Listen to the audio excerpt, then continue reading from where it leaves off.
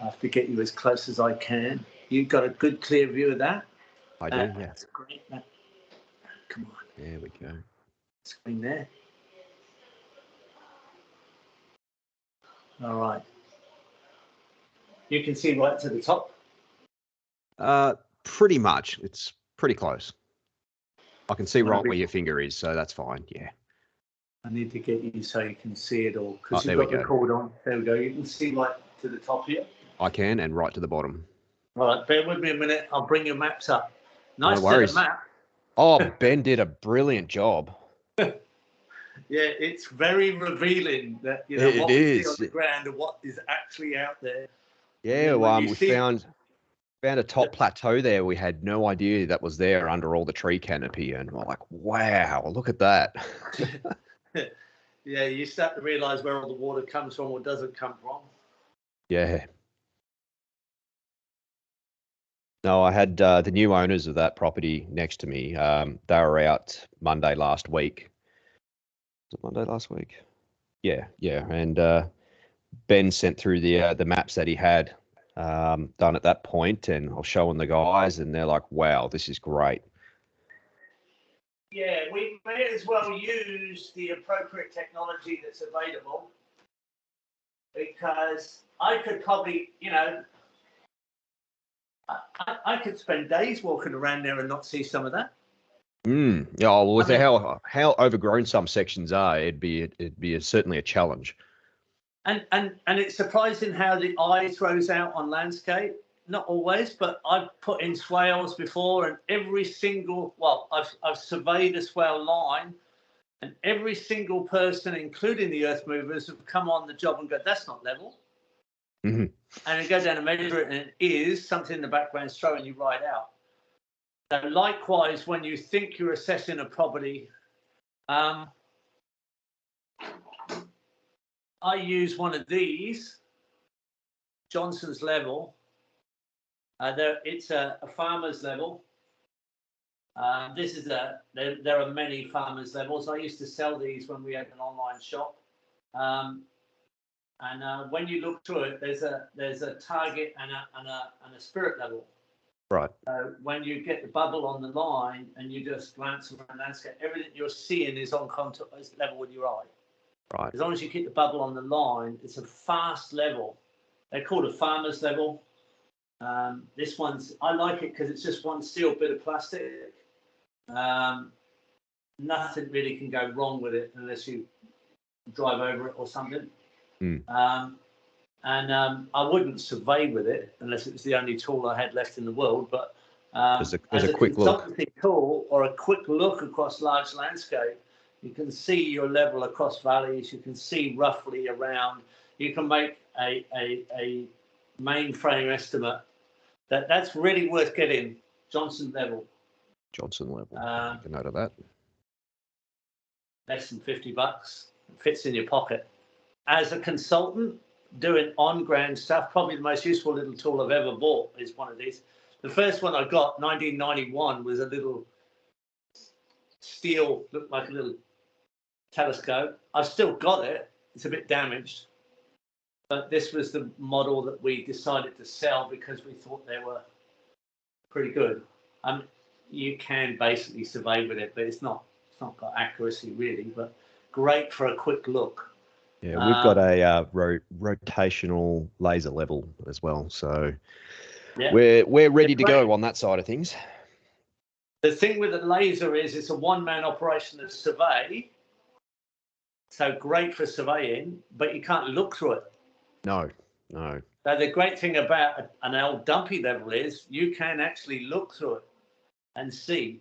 This is also just for seeing through and having a quick look. So that and a laser and you're done.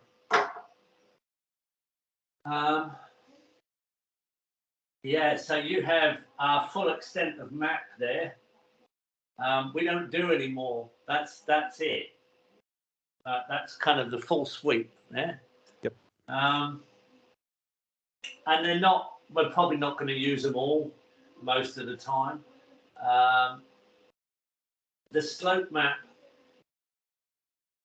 with trees slope map without trees is they're probably our most revealing maps, these two.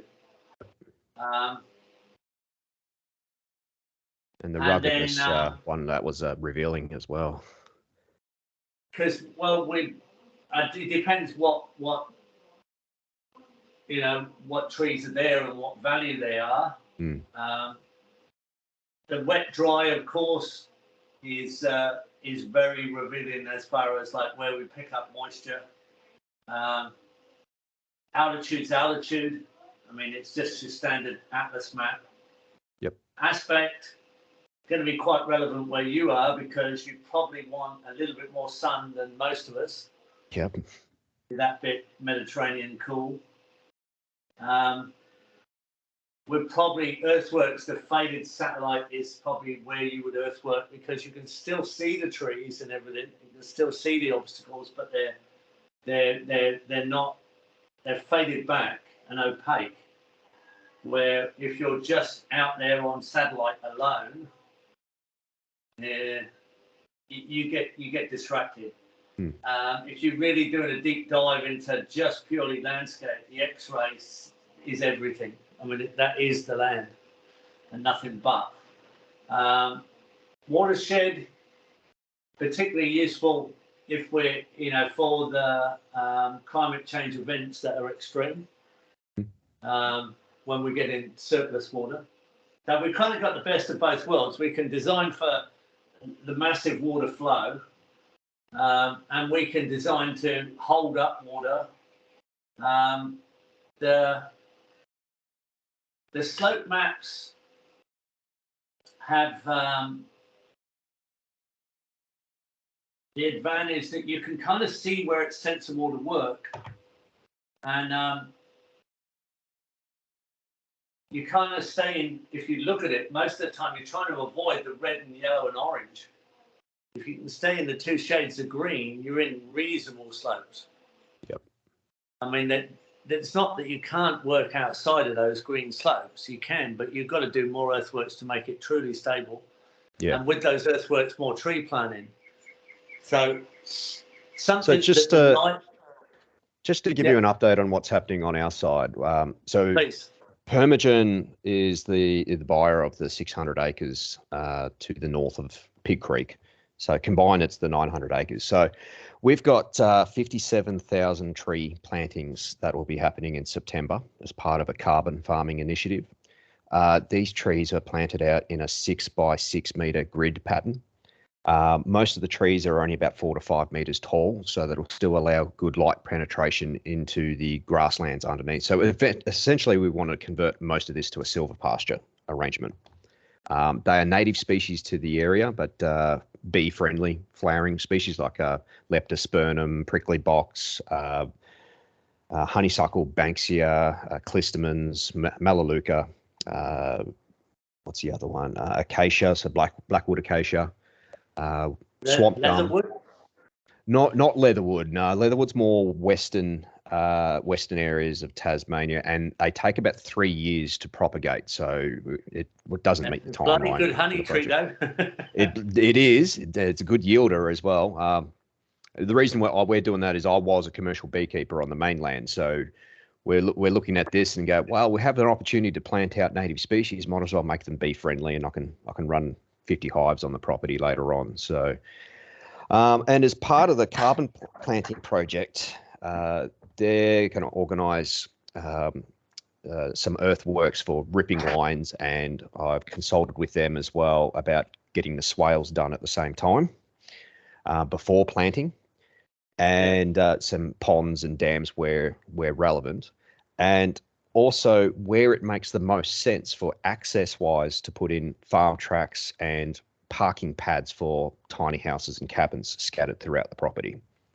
So we're trying to future-proof the design of the properties and take into account the carbon project, which the carbon credits will help with the finance of the development of the property. So let me outline this. You've got farm forestry as a major element. Major, yeah. Number 2 is the eco-village type development. Yes. Yep. You're calling it an eco-village? Well, I was calling it a tiny house village, but it's the same thing. Eco-village, eco-community. Okay, and I'll just emphasise tiny house. Yeah, and cabins. Got a couple of tiny houses here now with Oh, I know. I've been following a couple of your residents as well. The lady that's got her own natural pool. Yeah, pretty impressed with their setup. Yeah. So yeah, and I've been talking to council about trying to get the place registered as a caravan park just to meet our legal requirements here for long-term accommodation options. And on campground caravan. Yes, an RV park, caravan park. So we're looking at incorporating short-term stay options as well as majority long-term accommodation options. So people can bring their own cabin or tiny house, and the council actually gives them a physical address, so they're all legal and everyone's happy. We're not upsetting the council. Is this an MO or is this a community title? What's an MO? Sorry. Multiple occupancy, where everybody owns the land equally, but they get a personal use area. Yeah, at the moment, Pig Creek's owned by Family Trust. The 600 acres to the north of us, that will be owned by a separate trust, and I would like to go into some sort of community ownership at a later date once we get things sort of established. Wasn't it already titled as a village or something? The original, so where we are on the original Tower Hill township site. That was from the 1850s. There was 8 families living up here. There was multiple blocks, but over the time, Forestry took over a lot of the land, and we're the only house left. So as part of the goal is to essentially bring Tower Hill Township back to life, back to a town again. At the moment, we've been amalgamated to a nearby town, Mangana. So yeah, talking to council, it's more about, well, we want to re-establish Tower Hill as a legitimate town again. So the titles were resumed, or are they still in place? The titles for the town? No, they've essentially been consolidated, so they don't exist as a Tower Hill title anymore. All right. There's a lot of vanishing towns down here in Tasmania, unfortunately. Sure. Well, a lot of rugged country, isn't there? Oh, it certainly is. It's beautiful, though. Yeah, and the appeal is returning. Sorry? Yeah, the appeal of rugged locations faded. They were romantically something people were interested in, but didn't really take up. And then now with technology and satellite internet and telecommunications, now we can essentially set up anywhere in the country. Yeah, and the fear factor of pandemics and every other thing. Exactly. So let's just outline. You have to have the farm forestry eco-village, tiny house eco-village is essential. Yep. Campground, caravan park is a functional component of that. Yep. Is there anywhere next focus or any other? The next focus would be essentially converting the whole property to a share farm. So the rough idea is at the moment we would charge for a parking pad for a tiny house, but then with that they'll have negotiable rights to run separate farming operations on the property, whether that's market garden, orchards, mushrooms, livestock. What are we calling that? A share farm lease? They're going to share farm lease. Yeah, but they don't. How I'm looking at that is that they don't pay upfront for the share farm. That will be at a percentage of revenue at the point of sale. So I'm trying to encourage farmers to get into the industry. It's so hard for young farmers to get into the industry because of the price of land and setup and so forth. We want to have that as a stepping ground for people to get into the industry. Do you have a town planner? Not yet. No, I was hoping to do this majority of the permaculture plan and where it makes the most sense to put roads, access, parking pads, and then I can bring this plan to a local town planner to finalise. I have the best town planner in the world, but he's up here. Oh, well, I'm happy to work with him. Yeah. We have, they're all old guys now. They're part of the early hippie migration who are professional. Mm-hmm. I have the lawyer who's written more constitutions than anybody on planet Earth for community titles. Yep.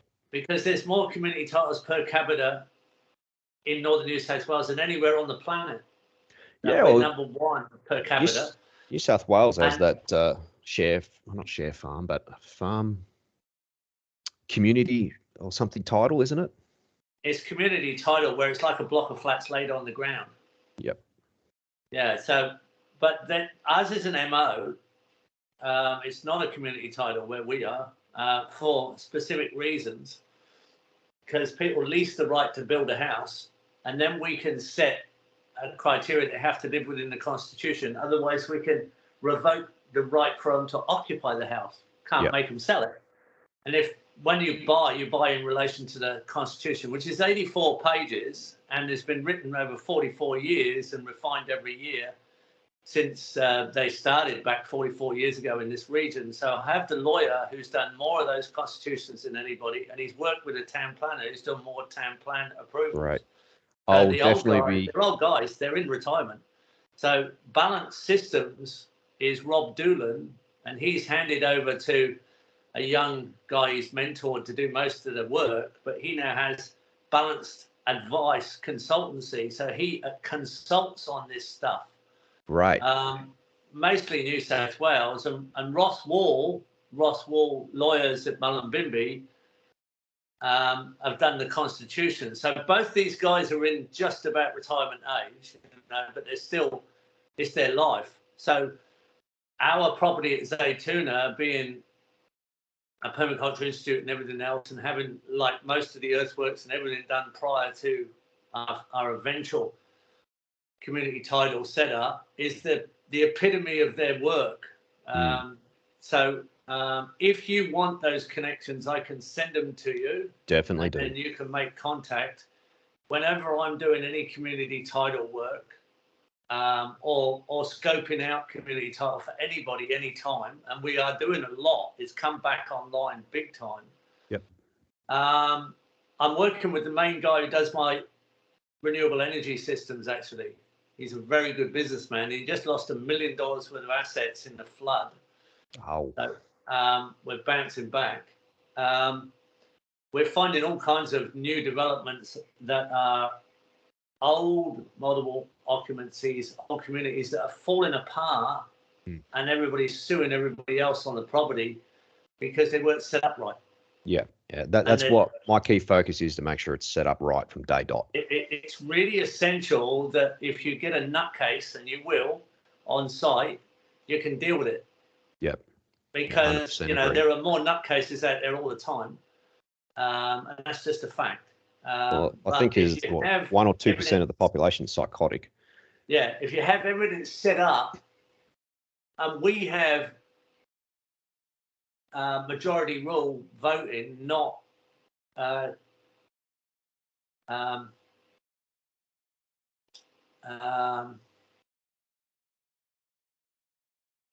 we all have to agree. I mean, you have to watch it if you have consensus, because the one who's never had any power in their life and never been trusted by anybody, but can shout louder and stay longer, wins. Mm-hmm. Unfortunately. And that's like everything on social media now. It's always the loud shouters. Yeah. So, I will get Darren to pass on their contacts. Someone like Rob Doolan charges, say, $300-400 to check out a property for me and tell me the red flags. Yep. Because I get a lot of people asking me prior to setup or prior to even purchase, will this work as an MO? Will this work as a community? And I can look at it by land and go, wow, this is great. I mean, this has got everything I like, you know, that will really develop beautifully. But then, and there was one just down the road from us. We're trying to develop our road, right? Because it's easy for us to keep going down our road and doing more of the same. All the earthworks, all the river flats, everything was right. But when the town planner looked at it, he said, "You, for this many shares to make it profitable, which is fine, you need a back entrance for the fire department, and you will not get it. There's no way in. So you have to put all the houses near the road." And then it's like, oh, now it's not as nice. Yeah. Now it's like you got all these beautiful high house sites looking at beautiful water views that we could put in, you know, lovely dams and lovely sites. And nobody's going to be looking at them. You've got to walk up the hill to see them. You know, where if it wasn't for that, I would be developing that property now. I've got the funders. I have people, because of what we have done, I have people willing to fund to do it again. Great. But I'm 68. You know, there's a limit to how much we can do, and I'm still working overseas. You know. Well, the great thing with working with the boys from Permagen, this is their first, or one of their first Australian sites, and they want to set this up as a case study to be replicated throughout the country. So combining carbon projects while still allowing the land to be farmed, so you're not losing out your farmland to plantations, and finding alternative uses for the land as well. So eco communities, and mainly focus on sustainability. Right. So I've got a telephone message from my mate on Flinders Island. Yep.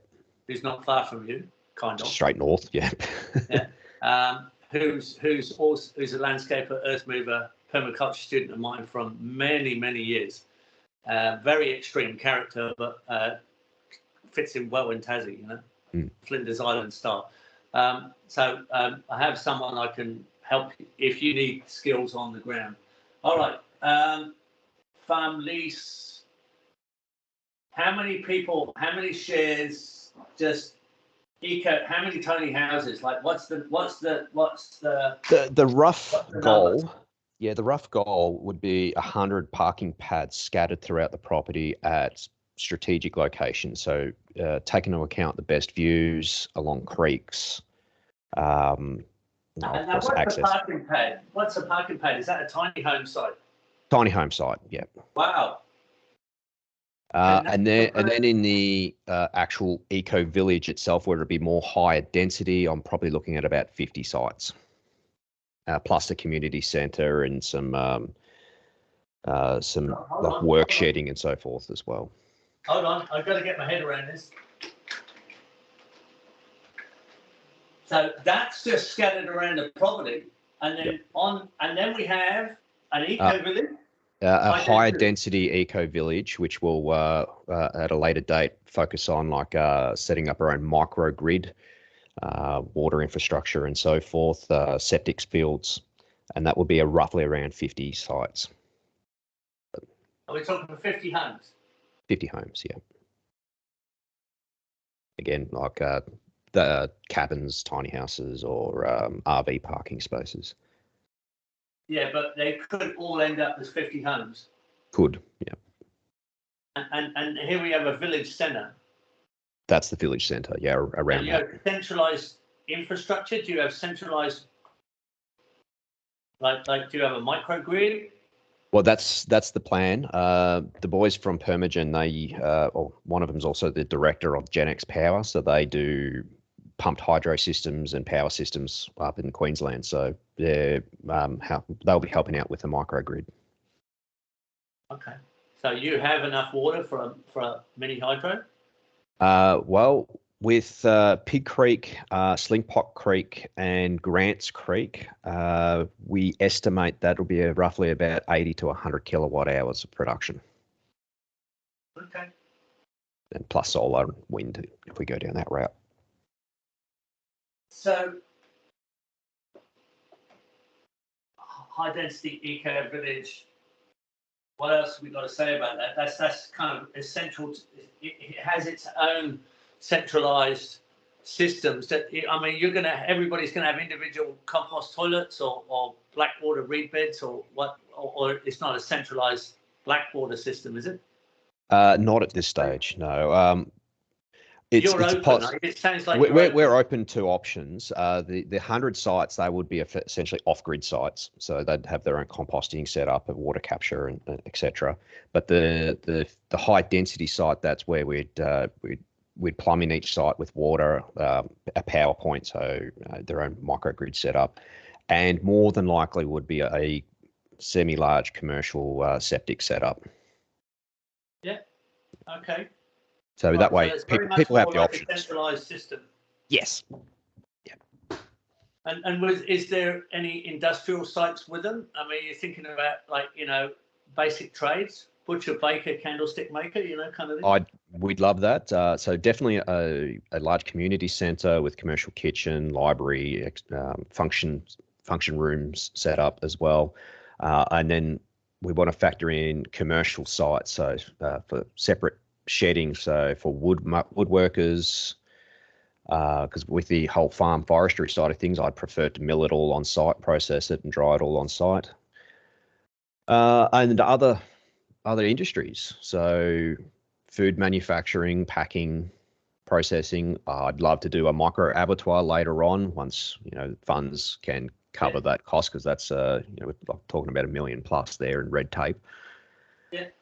So it's essentially we want to create a sustainable micro village that covers all the food and manufacturing needs. You need to send me this recording, by the way. Can do. I'm not recording, and I need to capture the details. But yeah. Okay, so we've got quite a lot of design work to do here. Yeah. Even if it's just block that off, like we got to find that block. Yeah. I've got a rough idea where a good site for that 50 sites would be. It's slightly elevated on the flats, where it won't be swamped out.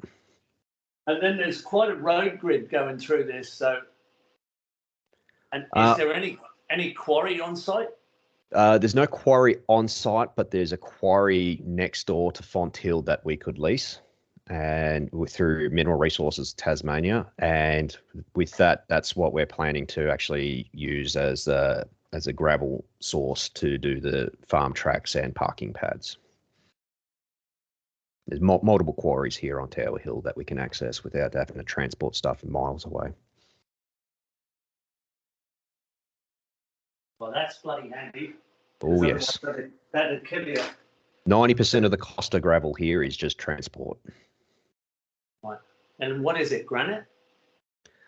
There's a lot of granite here, but there's also a lot of sandstone. A soft sandstone? Yes. Oh, nice. Right.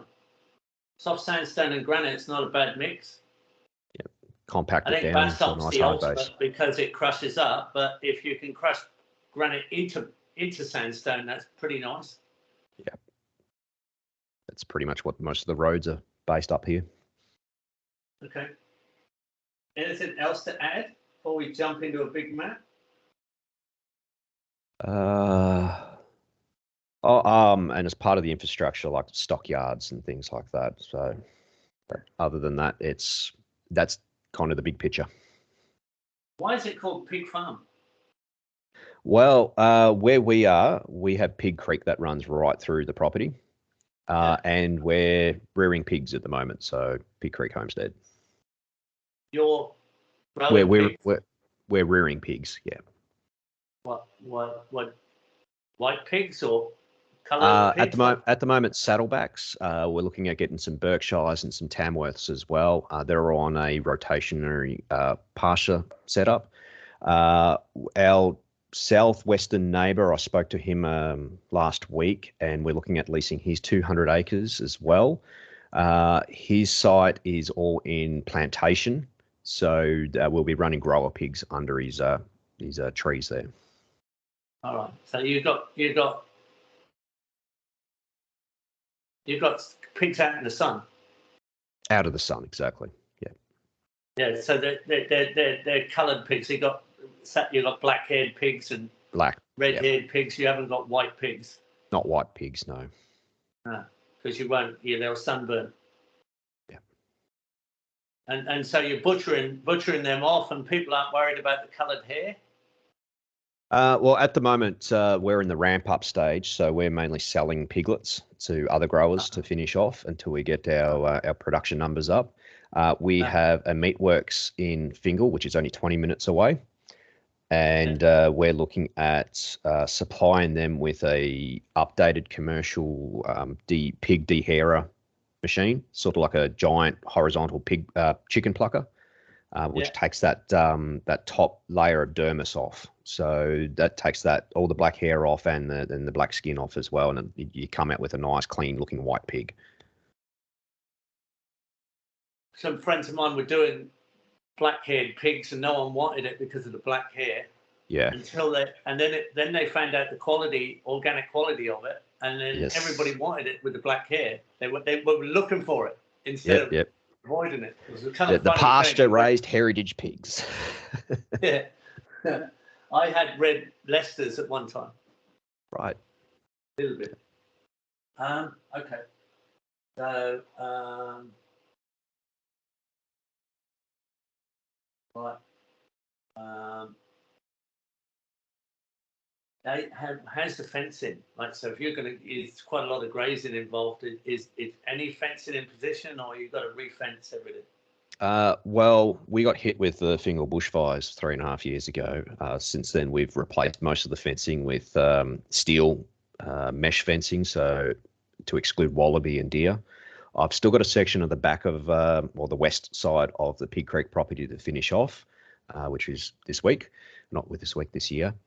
And then on Fonthill, they only have a 4-strand barbed wire fence along the flats. So it's mainly only good for cattle. Won't stop sheep or goats or anything like that. But that'll be upgraded over time. You have a lot of deer?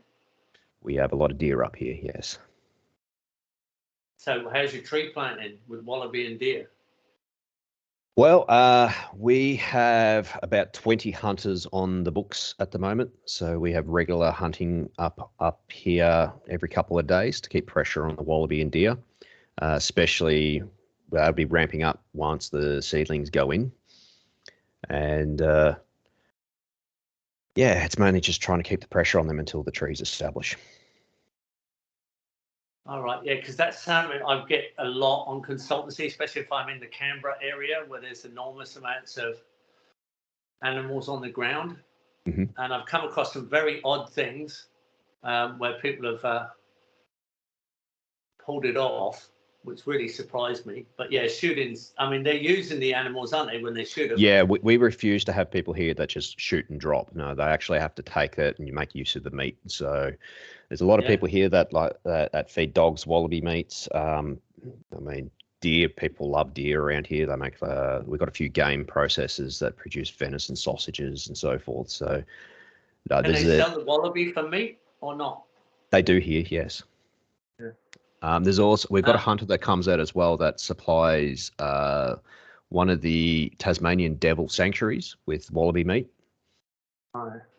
So yeah, again, nothing goes to waste. A very unusual consultancy a few years ago in the Canberra region, and massive amount of animals on the ground there, and they pulled off a great big area, like 10, 20 acres of tree planting with no fences. It's like impossible, can't be done, you know. And they had two young lads on the property who took shifts at night every couple of hours to ride motocross bikes around the plantation. Yep. And they just get out there with they had good lights on them, and their job was just do a couple of circuits. Just scare them off every couple of hours, and alternately, so they get a bit of sleep, and they got the trees up above the wallaby and deer and everything. And it was shocking. It was like nobody's pulled that off, but they just employed them. That was their job. Yeah, well, the funny thing is, Sustainable Timbers here has most of the forest land locked up. They used to allow a lot of hunters to access their land. Now they've been pretty difficult. So there's a huge demand for farmland for local hunters to hunt on. So we're not charging for hunting. We'd rather have the hunters out here just to keep the pressure on the wallaby and deer. And I've got a backlog of bookings to have hunters come out. So I've got that pretty much organised. Okay. I'm going to go back and forwards to the big computer to get your maps up.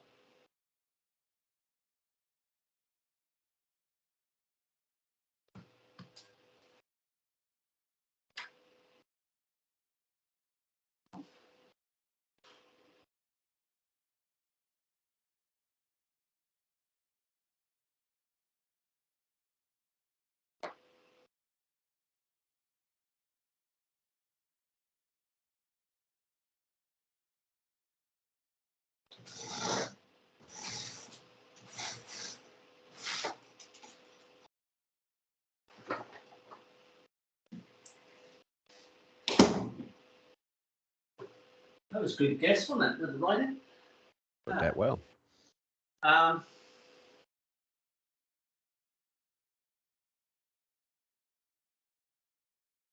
Okay.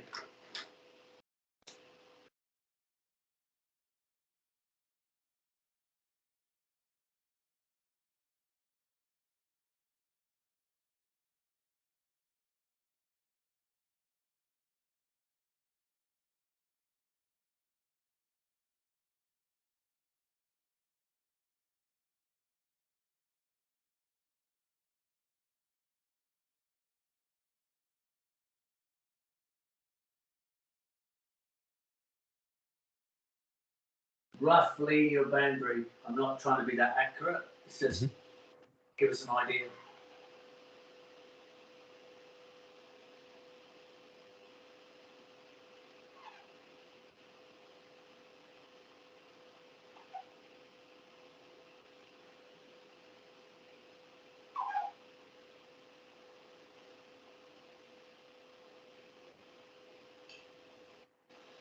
Is that it? That looks like it. Yeah.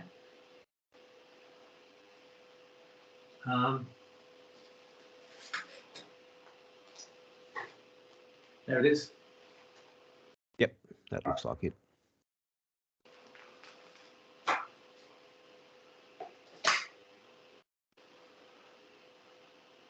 So you got quite a height difference in here. Yes.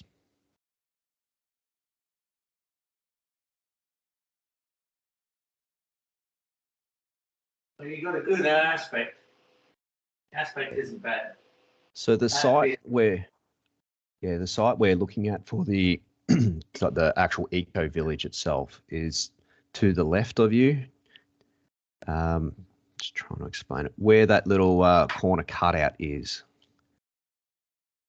Let's just go through the maps, yeah. and I'll start to outline what I think might be relevant. Yeah. So right where your hand is, that drier spot. That's funny. That goes off the property, comes back in again. Yeah. Are these forestry roads? What are these roads? They are forestry roads, yes. And what are they like? Four-wheel drive roads or what? No, car roads. They're mainly maintained. They're gravel? Gravel, yep. Wow. Yeah, double wide. Have they been graded recently? Or They're actually grading today. By forestry? By forestry, yes. Yeah, they're still grading? They're harvesting 200 acres of woodlands on the west side of that hill, which that road that runs through the Font Hill farm that you're marking now. That's their access to that side of the property, or that side of the forest. So you're gonna keep these roads. Well, they're going to be an integral part of the plan. We don't need new roads. Well, it's only the main road that will be keeping. A lot of what you're marking up the top now, it's mainly just rough tracks, and down the bottom there, they're more like four-wheel drive tracks. So many roads I can't mark them all. Hold on. Yeah. Yeah, so it's that big central road. That's the permanent road.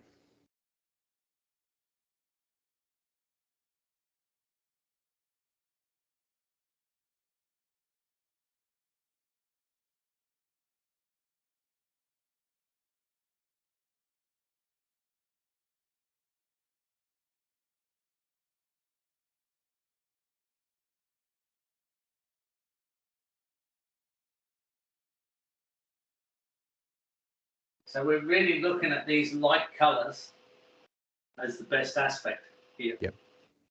Well, like the yellows are really good. The yellowy greenies are really nice. So, you know, valleys like that one are kind of classic. It's just the way the map's set out that north stand here. Yeah.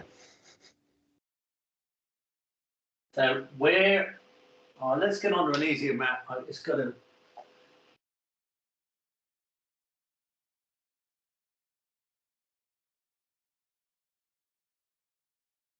bare slope.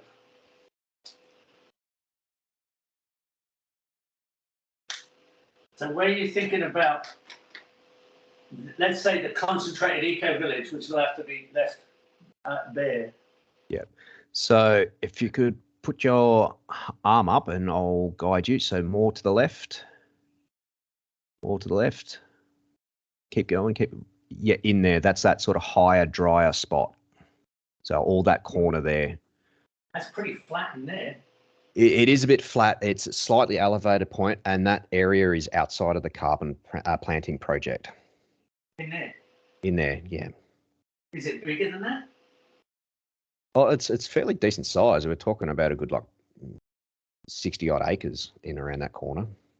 I'm out of scale. How much do I draw around there? That's 900 acres. So 900, right?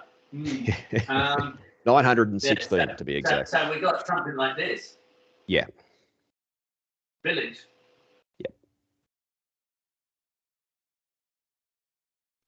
Let me just play with that for a minute.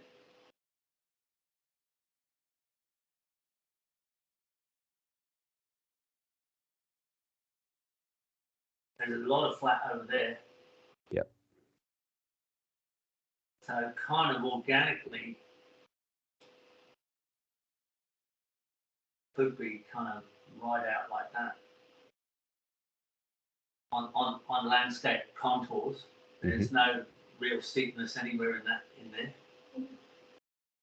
Actually, right into there, and there's a road right there. So like that potentially is the village somewhere in there. Yeah, because that's perfect. There's old forestry gravel road on that right line as well, so they can access in that. And then there's another forestry road to the northeast as well. So it sort of intersects there that they'll have good access in and out of the village. My goodness, you've got a lot of road. Yeah. Roads everywhere.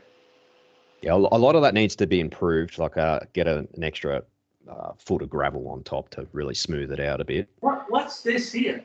That's the homestead site. That's where I'm sitting at the moment. Oh, right. Okay. So you've got a few buildings in there. Yeah, well, it's the main house. I've got a couple shipping containers. There's the old historic blacksmiths, stables, the original 1853 hut.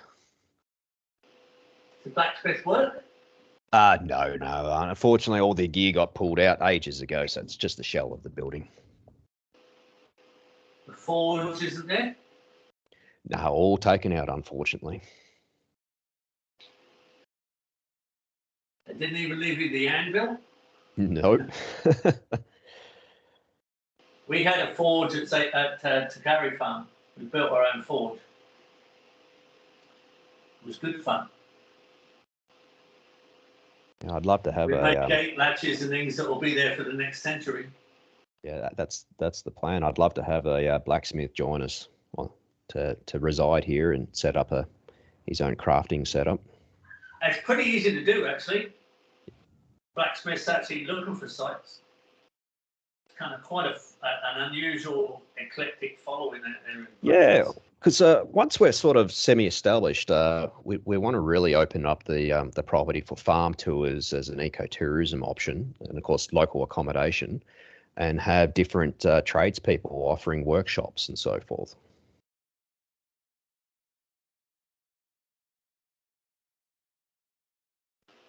Cool.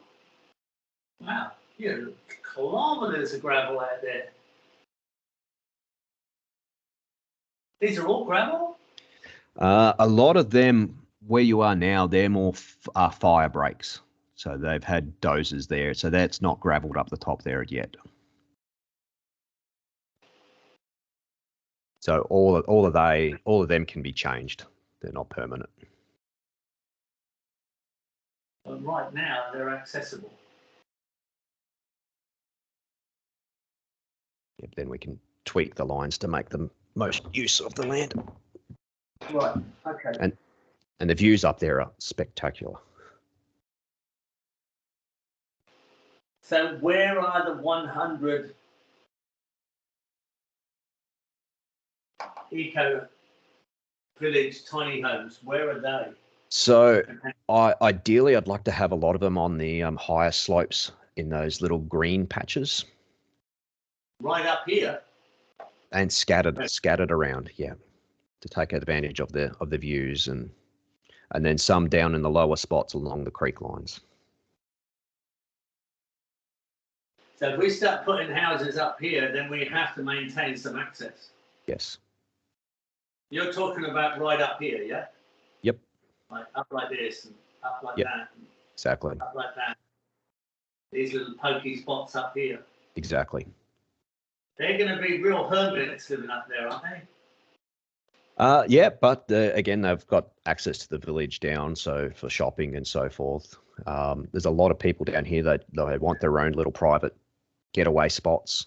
Some of those will also be for a short-term stay, so Airbnb cabins.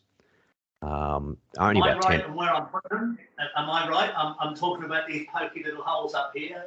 Yes, this yeah, is exactly. Real wilderness. Yep. Like, there'd be like classic views of stuff like this. Yes. And then do you just mean just below the escarpment, or you mean right up there on the skyline? Eventually right up there on the skyline, and then in those central areas as well. Now, are you talking down here? Like this is a nice flat there. Yeah, so we could have a few scattered along the ridge line around there. And then a lot up in around where you're marking now. That's where I want to have most of them focused. Up here?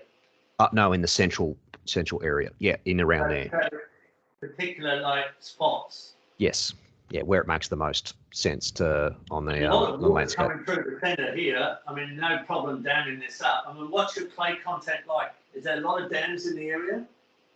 Not at the moment. Our neighbouring property to the north, not to the southwest, he's got a lot of dams on his side, but unfortunately, there's not a lot at the moment. That's where we really want to focus on water retention. I'll look at that later, but I haven't flown around the area yet on Google Earth, which I do a lot of when I'm consulting, just to see what's in the area. And it's quite quick to sort of say, very similar landscape, has good dams, and you can go back in history on Google Earth and see whether they hold water most of the year. Right, so there's all kinds of little spots like this hilltop if you want to put, It's a perfect spot there, yeah. And there's a little ridge there and stream running right past it, looks like, and there's spots everywhere. Yeah, so think of like little private exclusion areas for people to get away in. I've just got to mainframe the thinking on here. So like village, lots of little spots, right up and on lower ridge points, because you probably don't want to be in a valley out there, do you? Probably be a bit damp. Pretty wet. Are they wet? And a bit very swampy. So you don't really want to be in a valley here, do you? I mean, nice to have water above you coming down to a drier ridge that you can choose when you have it wet and when you don't. Exactly. And you get very dry, hot bushfire conditions in summer. Well, when we first moved here in 2019, that was drought conditions. The Pig Creek had stopped running, whereas it continues to run as a trickle. So that was a little concerning. And then, of course, the bushfire happened. It started only 900 meters away from us, but thankfully the wind was blowing away from us. And so I'm very concerned about drought proofing the property, hence why I've been pushing for a permaculture swale design and capture that flow in the drier conditions and store as much water as practical. Oh, I'm sure we can drought proof it if we can get the access to funds. Yeah. And because it's big, it's going to be easy because you can go a bit rougher and a bit harder at it. Yeah. And get very good storage. I mean, when you arrived, there was no green grass. Everyone was burnt off yellow. Yeah, when we first arrived, yes. Yeah. And then in midwinter, the whole thing's bright green. Definitely. And then deciduous trees are caught completely bare. Well, there's not really any deciduous trees here. Okay. No. Yeah. So,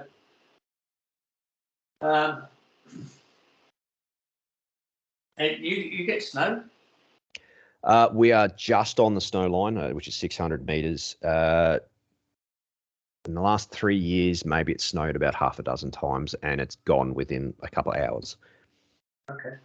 Classic Mediterranean hill country. So your highest point?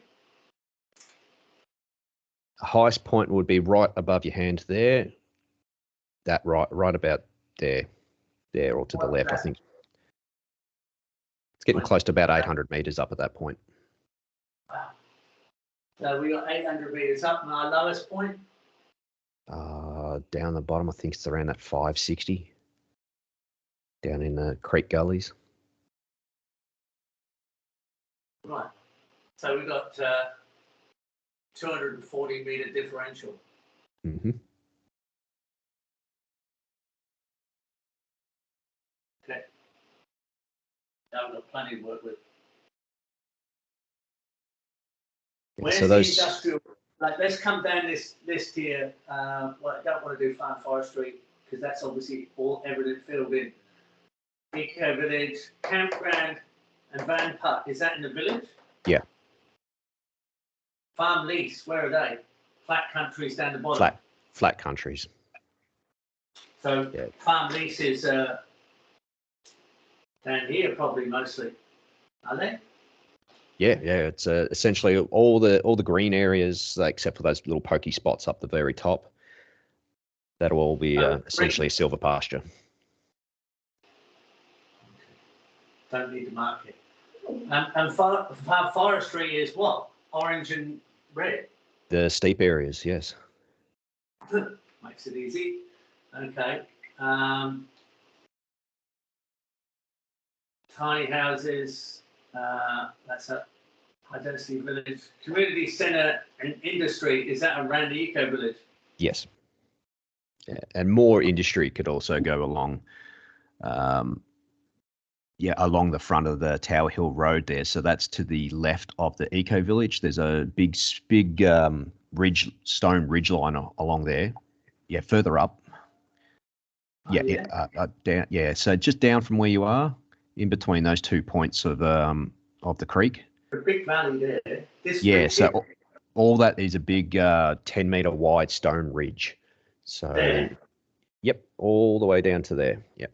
And that's where I figure it would be a good point to do commercial sites along there because it's got great access. It's good foundation. And it's not right in the eco-village itself.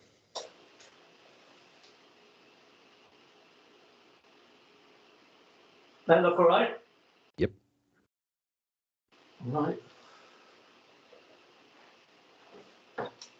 My projectors on the ceiling so that I don't Points get down. in the way and you don't get a white flash off the whiteboard. I've got to reach up and block it.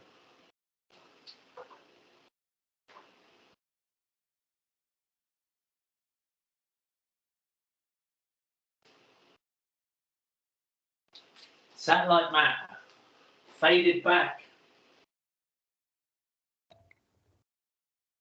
It's a lot more clear country than you think, isn't it? Yes, certainly is. So that what's forested is forested. That's right. Yeah, a lot of it's recent regrowth that, as part of the carbon project, they'll be clearing that, but that's more on the subtlest slopes. The very steep slopes, it is already under existing tree.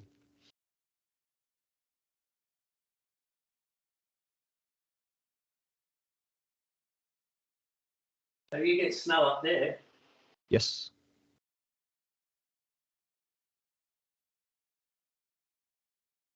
And these roads, that what is that? Is that a forestry road or is that a main Yeah, road? so that's Cabin Road. That's what the fire tower at that top peak that you just pointed out. That's how they get access up to there. And that's the tallest fire tower in Tasmania.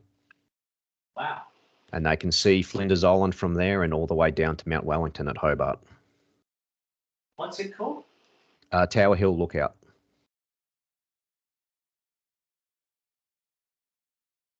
Specifically, that point's East Tower Hill, because there's also a West Tower Hill, which is it's like two peaks. But that's 1,117 meters up there. 1117.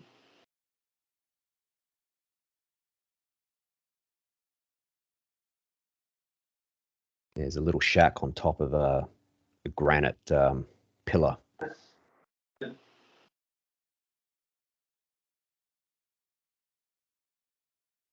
Right.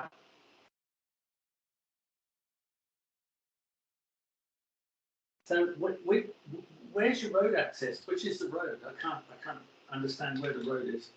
So if you start up the top left, right along our boundary, that's Tower Hill Road. That's the main road. Guide me in. Where do I go? Yep. So keep following that around the boundary line. It goes in here. Yep, goes across there. So that little corner was just plantation. And then it sort of wraps around. Is this it? No, so go back down. Yeah. So hang on, I can't just see your hand there. Yeah. So yeah, back up. No, up the other way. Go right. Yeah, and then down there. That's it. So that's Tower Hill Road. That's one of the main forestry roads. And then at that little turn off, that little drop, then that turns into Font Hill Road, which is another forestry road. Up the top. Yep, right there. That's Font Hill Road. Is that a real road? That is a real road, yes. I don't end up with too many lines on the bloody map. Yeah. So those two are the main roads. I know, sorry, and then there's also Cabin Road, which I mentioned earlier, that goes all the way up to the lookout. Is that a real road? That is a real road, yes. So this is maintained by Forestry. By local council. No, by Forestry. Does this keep coming? Yep, yep, that's it. All the way? Oh, sorry, I can't see through your head there. Yeah, that's it. That's Font Hill Road. And then Cabin Road is right at that same little weird intersection there in the middle. And that's the one that goes up the top and it sort of switchbacks a bit. This right one? there, that's Cabin. A little bit too, yeah. Oh, yeah, I see it. Yeah, that's it. And that's Cabin Road. Which is also why we want to put cabins up there along Cabin Road. Makes sense. Legitimizes the name. It certainly does. Used to be a lot of mining shacks and all that up there back in the day. This is all gold country too. How good is that? It's a brilliant road. Double wide.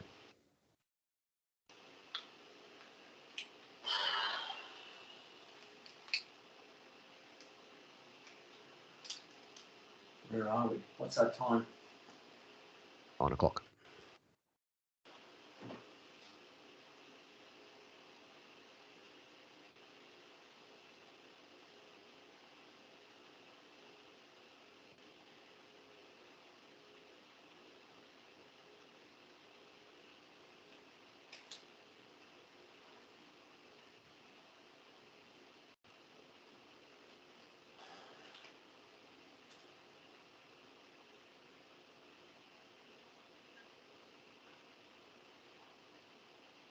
I need photos.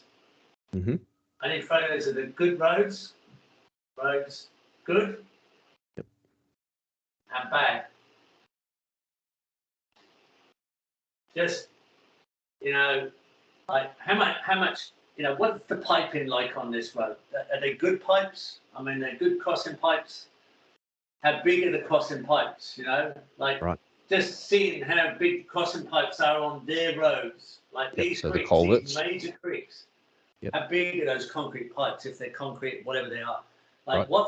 what's it like on the lower side of the pipe? How big a hole is it boring? Because the engineer's responsibility stops at the end of the bloody pipe, and then the erosion starts.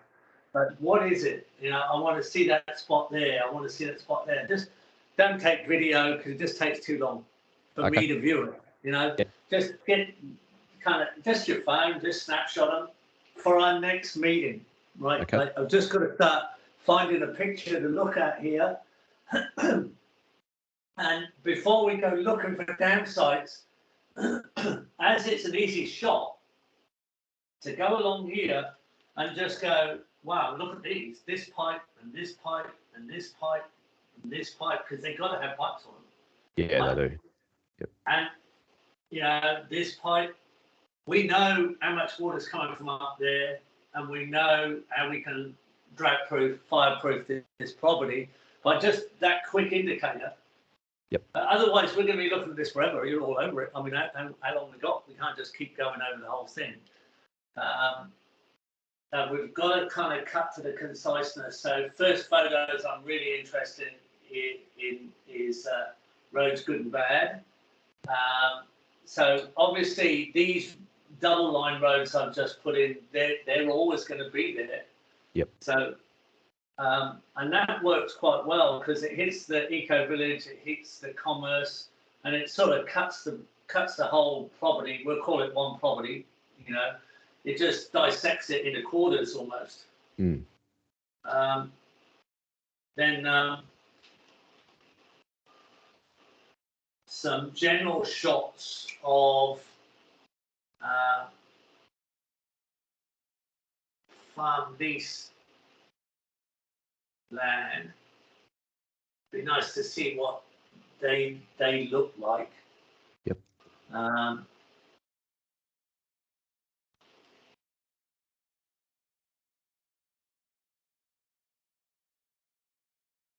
And we may as well look at village site.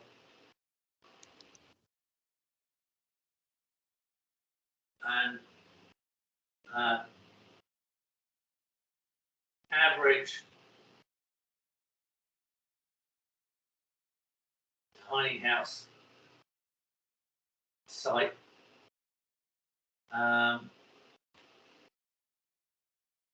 Which would be sites. Top clearing type and lower ridge. Mm-hmm. Right. So, you know, just like, okay, what does one of these look like? And what does one of those look like? You know, maybe you can include the view so we can see like the impressive, you know, whatever. So we just got to define like areas, that commercial, this road, that commercial site, that's interesting. The eco-village site's interesting. The general farmland's interesting. The tiny house on the ridges, the tiny house up in the remote clearing.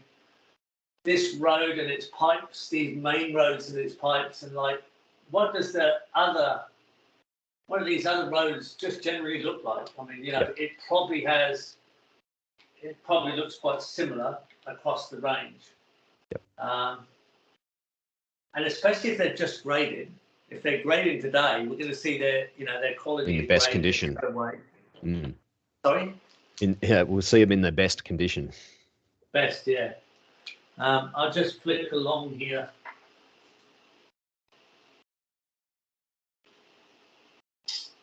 There's the info page coming up. It might take a bit to load.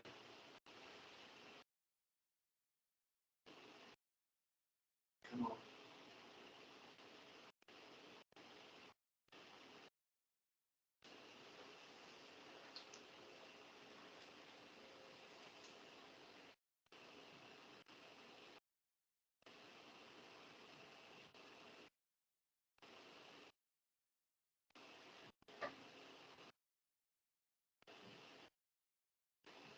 This is homework for me to send you that to professionals. It doesn't matter. I'll go on the next one.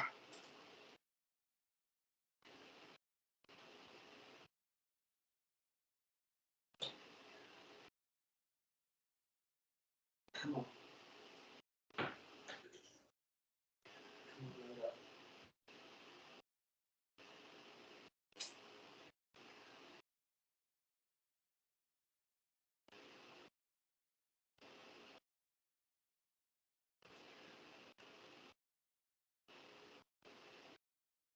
If there's anything wrong with his files, it's just that they're a bit heavy.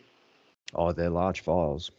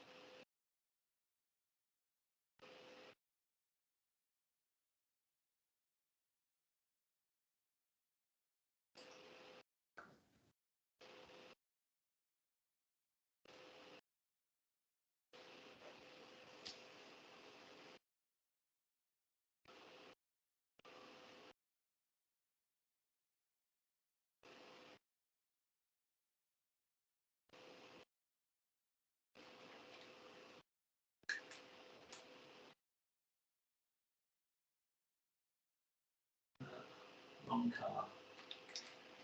We'll make a real mess of this map in the end.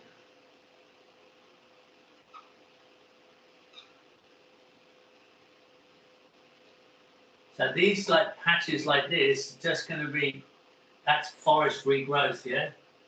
Yeah. And is that being cleared or?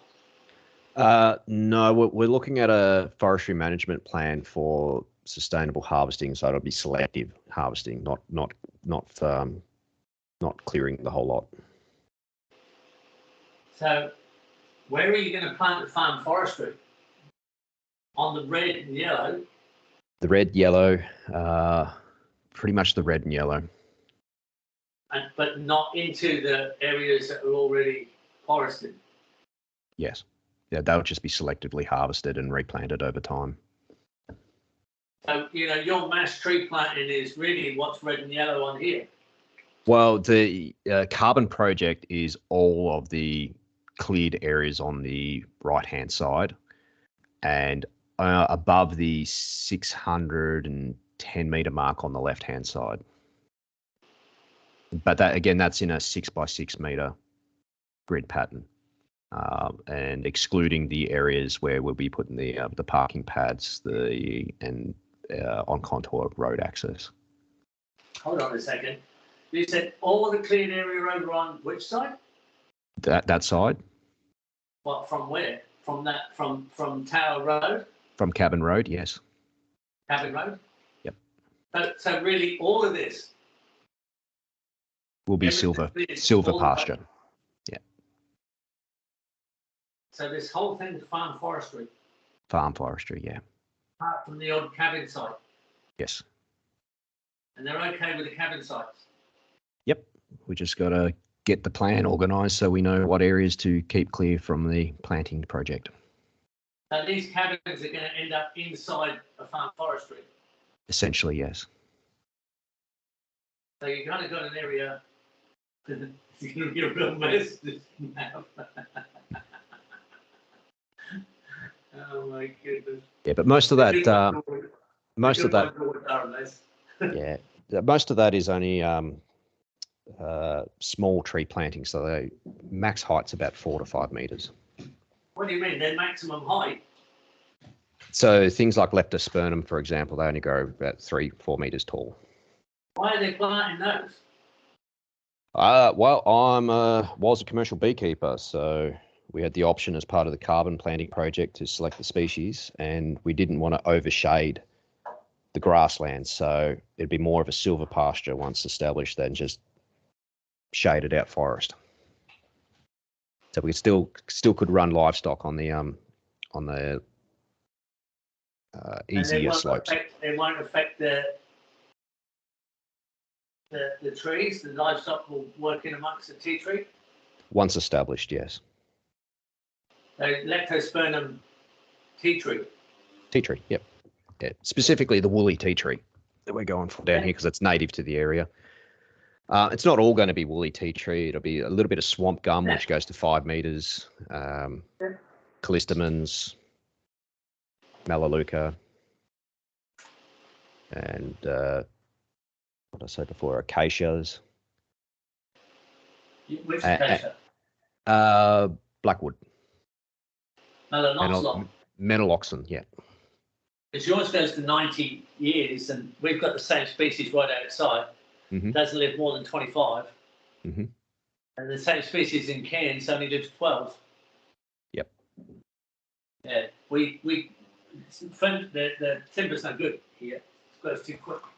Yeah, so on the left, so on the left side of the property, where you can sort of just see that ridge, that's change of slope in the middle, where it goes a little bit orange and red, just below the house site. So essentially, if you follow that, all up on the higher slopes will be part of the carbon planting project as well. So that ridge will be? Yeah, so along there. Yeah, so if you follow that red orangey line and then up to that top left corner. Yeah. So this is real rough, so don't worry. Yeah. All of that. And above it will be. Why is the house there? Why did they put a house there? To be honest, I couldn't tell you. This was done over 100 years ago. Good view, or? The view there's kind of okay. I think it's mainly because it was close access to running water at the time with Big Creek right next to it. Yeah. Is that all right? So there's this little bit of carbon here. No, so all that area that you just done, all within it except for around the house site and a little bit more to the, if you follow that ridge up to that top corner, all that to the right of that as well. Yeah. That corner, yeah. Carries on like that, the other side of that creek? Yep. That's all carbon credit too. And a little bit, so right there and for all that in there as well. Yep.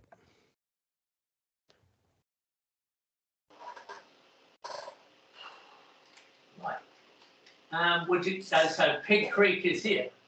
That's it. And this is the best water flow on the site? The best would be Slingpot Creek on the very right-hand side. That's got a much higher flow because it's got a much larger water capture. Yeah? No, right to the right. At the very right-hand side. Oh, I think the screen's frozen. Oops. Oh, we're back. Okay. Mate, I just had a battery collapse. 1 second. I'm trying to level up 2 lithium-ion batteries out of 7. And I've only had 2 batteries on this morning, and something's just happened. You have to bear with me a minute. Yep, no dramas. Right. Yeah, so Slingpot Creek runs through that little right-hand outcropping. I've got to get back to the projector. Yep. 1 second.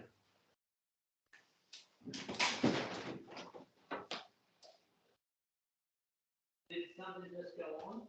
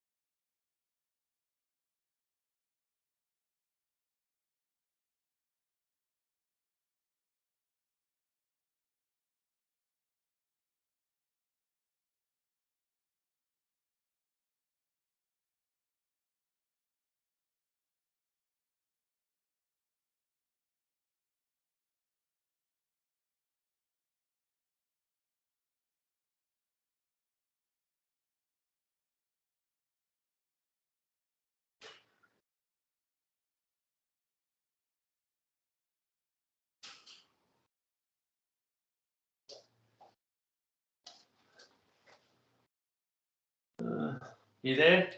Yes. Yeah, 1 second. We're back. I've just got to get.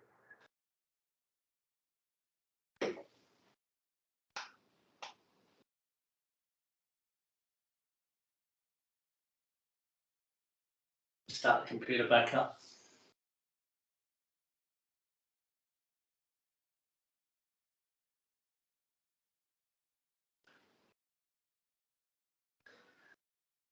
I got 7 lithium-ion batteries, and 2 of them are out of level with the other 5. I'm trying to level them this morning, and I forgot I just left 2 batteries on. Right. The joys of off-grid power, hey? Yeah, you learn to live with it, and everybody stretches it a bit. I've got 7.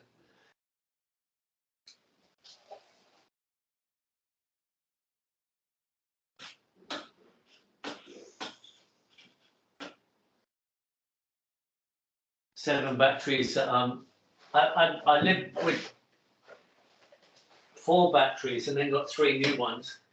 I got 7 when I finished the house, and then Yeah, we're still running on off old lead acid batteries that we're babying along for the next couple of years until we upgrade to a lithium iron phosphate battery bank when prices are a bit cheaper. There's a couple of new ones coming through now. Oh, the prices are dropping, which is great. Yeah, it's a numbers game. Yeah. It's just my electronics drop off. Here it comes. Hopefully we're still in scale.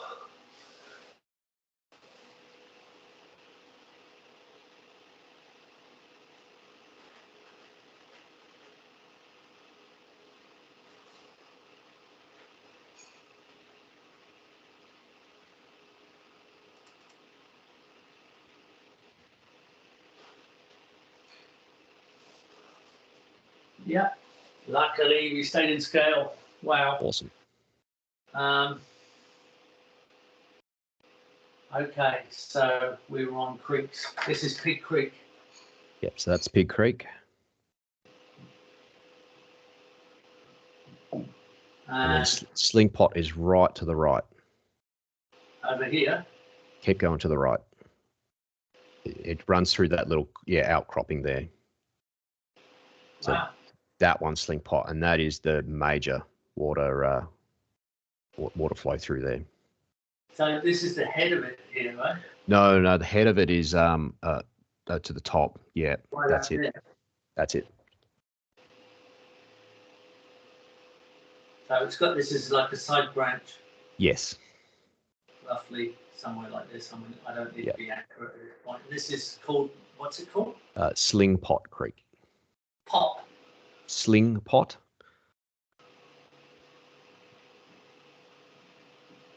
Yep.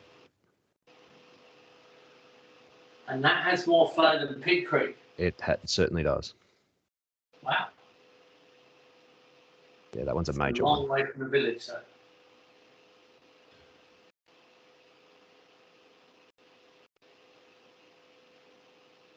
So which one, where were you thinking of pulling hydro from? Well, Pig Creek, Sling Pot, and see how we go with our neighbouring property to the top left. There's also Grants Creek, which you can just sort of make out on the map there at the very, very top, which also has a decent flow. Right, it's a long way to run cable from here. Yeah. I mean, that cable will kill you in price. Yep. Right, that's reasonable. It's just the cost of copper. Yeah. To run the cable. But everything lines up quite nice here. Right next to the commercial area, right on the edge of the village. And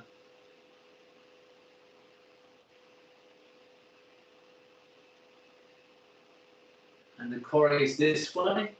No, the quarry on that map would be the right bottom. Over this way? Actually, right down the very bottom. Down here? Yet to the right where your hand is. Yeah. That right there, that's the quarry. Oh, nice.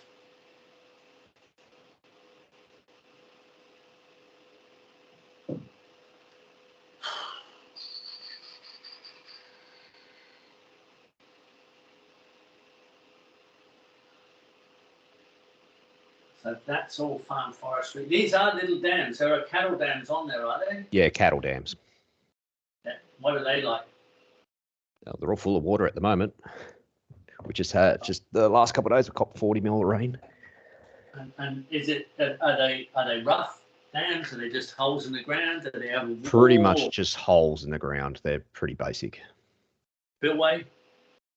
No, just pretty basic holes in the ground. Give me a shot. See if you can get a dam. Sure can. Yeah, just the average. Don't have to get every dam. Just give me like what they normally look like. Yep. That's really good. Trying to get a picture of what this sounded quite wet. It sounded quite wobbly. It's either too wet or too dry. That's the problem. That's Mediterranean. We're just going to moderate it all out. So, to the cattle pot, are there? Have you seen cattle on there? When we first moved here, there was cattle on the right-hand block. At the moment, we're about to adjust out for another 100 head on there until the planting project in September. So yeah, it was historically was dairy country. And do they pug it up? Do they chop it up? I couldn't tell you off the top of my head. You haven't seen the recent sort of herd in there? No, the cattle was only on there last time about 2.5, 3 years ago. So it's all sort of gone a bit wild between then and now. You can't see indications that they were there? No, not now.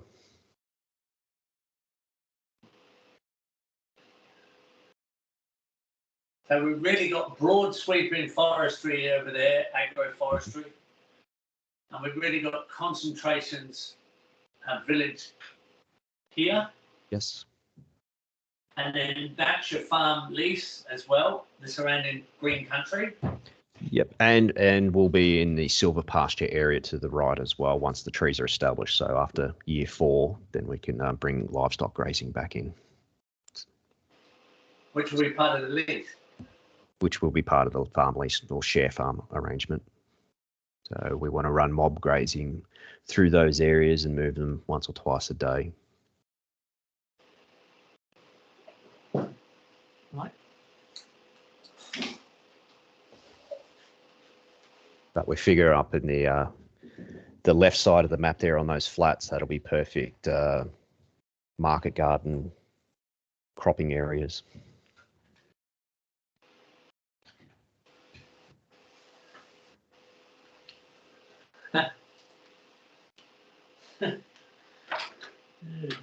Look at that.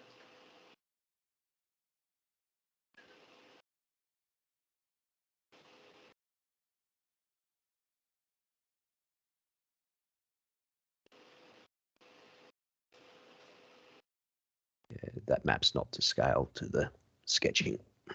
No, and that's your watershed. That's the watershed, yeah. Yeah. Well, that's pretty good. I actually got quite a watershed off that central section. Yeah, and that's between East and West Tower Hill, so it's a fantastic capture point there. And most of that above us is it's a nature reserve where forestry won't be harvesting up there, so all that should be left alone as a good water capture point. So it's not just stripping trees out and messing the bloody the ground flow up. So you got some really good dam sites in there. You've got saddle dams and valley dams all over the place.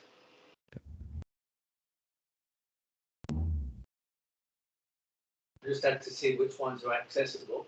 Yep. And connectable.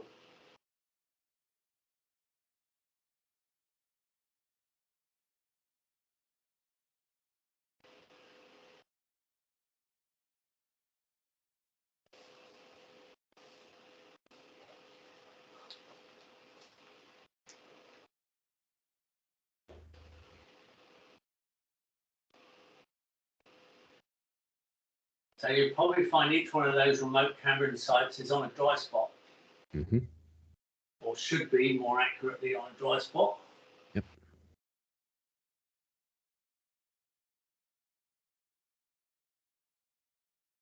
It's looking good, actually. It's looking really good because they are mostly on dry spots, and your eco-village is majorly dry on this side anyway. Yeah. Then we'll have to do a little bit of earthworks there to redirect a lot of that water flow in the centre there. It's good. There's a good section there to not have a nice big pond and dams and water features there as well. Put some decent bodies of water in here, yeah, and also help it drain out, and it just go into Pit Creek if you want the overflow. There's the top of this little headwater here could probably make a very nice feature. And there is a dam there already, it looks like, in there. Yeah, it's washed out. I didn't know it was there, and I had to, after I got the maps, I'm like, whoa, what's that? And I went down there and had a look, and yeah, the dam wall on that's been busted for a while, but that could be repaired. Yeah, so there could be water features. And then over in that farm lease area, there's a nice blend of both. Yep. Like you've got, and that's really what you need to blend together to make it all productive. You need to get it wetter in summer and drier in winter. Mm-hmm. So as a generalist look, and your old homestead is like where you are right now is just a classic plateau, isn't it? Yeah, it's still a slight slope, but it's okay. I had to cut a drain behind us because we're getting too much water coming down right to the back door of the house. So I had to redirect a little bit of that water.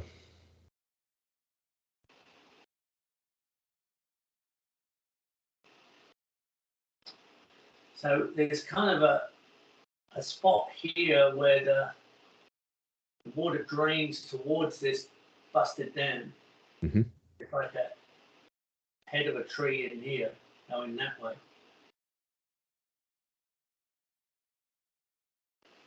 No, it all seems quite good.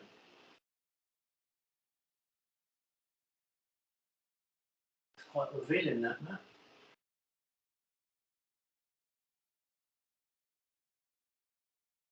Access to these cabin sites might be interesting, but if people want to live in those remote scenarios, then that shouldn't be a problem for them. Okay, I'll just flick through the maps in case anything else comes up.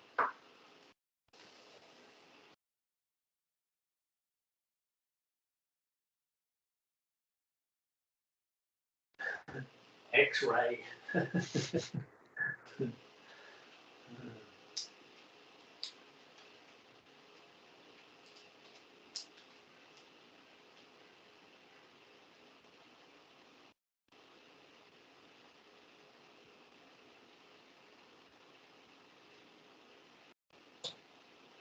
I need more colours, but these steep areas are already in forest.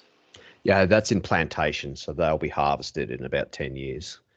What is it? It's Nightons, so pulpwood, not the best stuff. So what have they planted? Just one uke? Just one species, yeah. I don't know if you recall, but Guns Limited here in Tas, they went bust within the last 10 years, and a lot of those Nightons were all destined for pulpwood export. It's basically, it's not really worth anything. I'll just be harvesting that for cheap firewood, and then All these little dams over here, look. Yeah, so that's our neighbouring property. That's a part of the 200 acres we're in negotiation to lease out as well. And yeah, he had his site beautifully set up with all these hidden ponds and little road access everywhere throughout. But at the moment, all that's part of the Nightons plantation as well. Nightons is a company? No, Nightons is a species, Eucalyptus nightons. All right, sorry. Yeah. That's local, Nightons? No. Endemic where? I think Victoria. Victoria.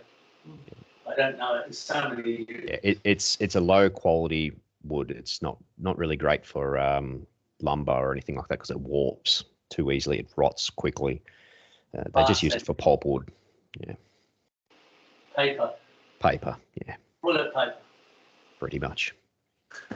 So once that's harvested, we won't be replanting it with Nitons. We'll be. You'll have to put another forestry in there because it's too stick for anything else. Exactly. Yeah.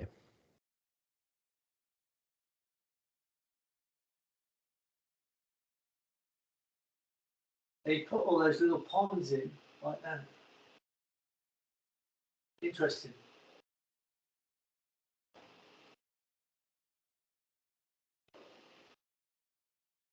Okay.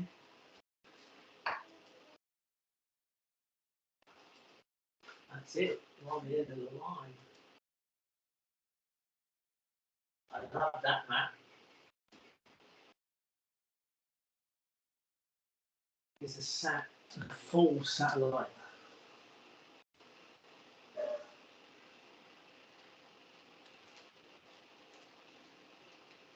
I think we've done pretty well for a quick session. What's our time now, William? 9:36. Right. So yeah, it's definitely got some interesting topography on it. We started at 8, didn't we? We did, yeah. So we're about on our saturation limit.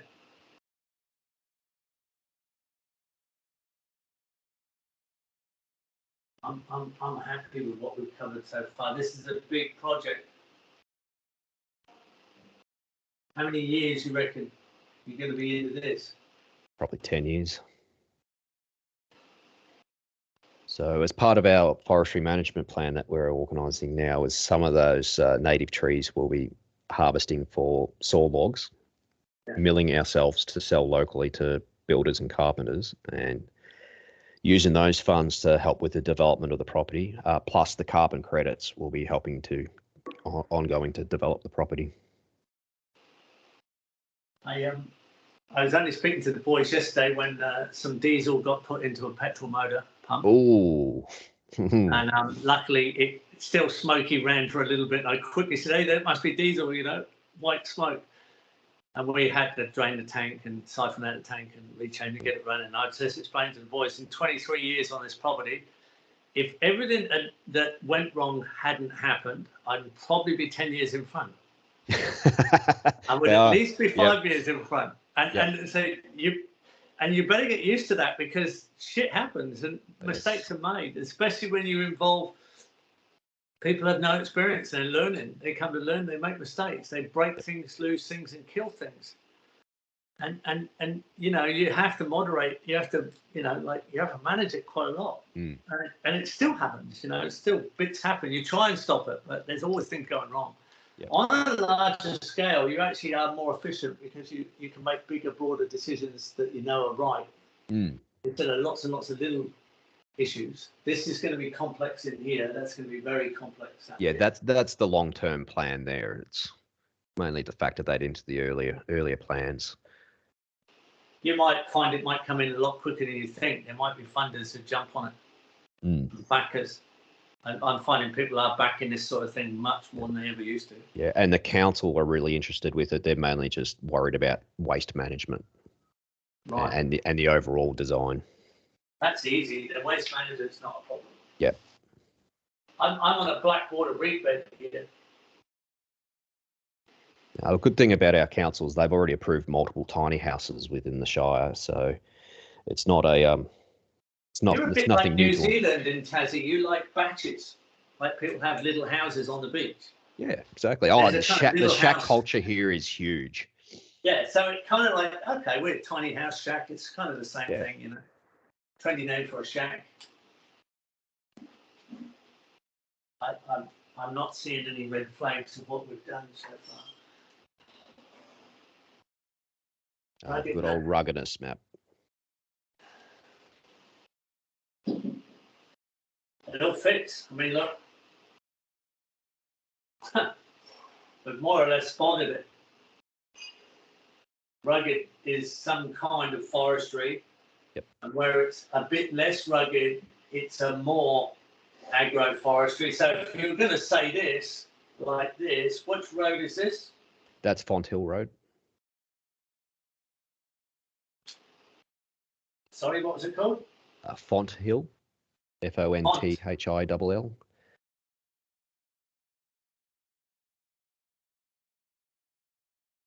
So north of Font Hill Road here is probably a little bit more suited to agroforestry. Just lost your picture feed, your video feed. Shivers. I got a vet arriving. 1 second, mate. No worries. Yeah, sorry. And back. Yep.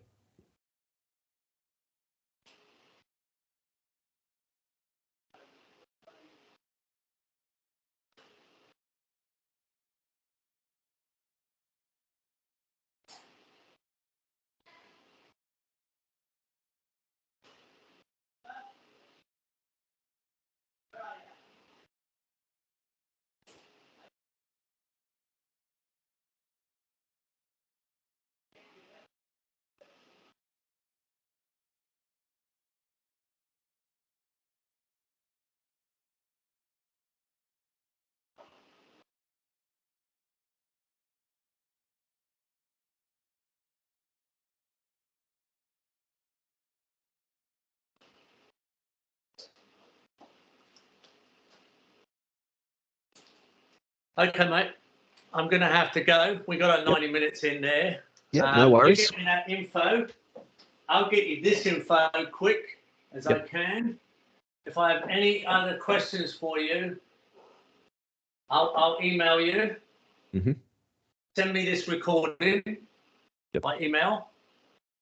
As soon as you've got this info together, or anything else I've asked you, right, get on to Darren, book another meeting.